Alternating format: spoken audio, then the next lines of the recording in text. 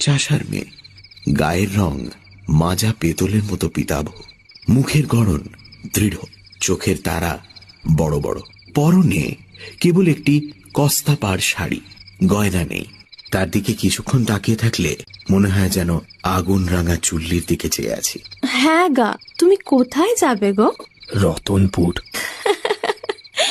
রতনপুর? সে তো অনেক দূর গো, যেতে যেতেই রাত হয়ে যাবে, পৌঁছতেই পারবে না। তাহলে গ্রামে কি কোথাও থাকবার জায়গা আছে?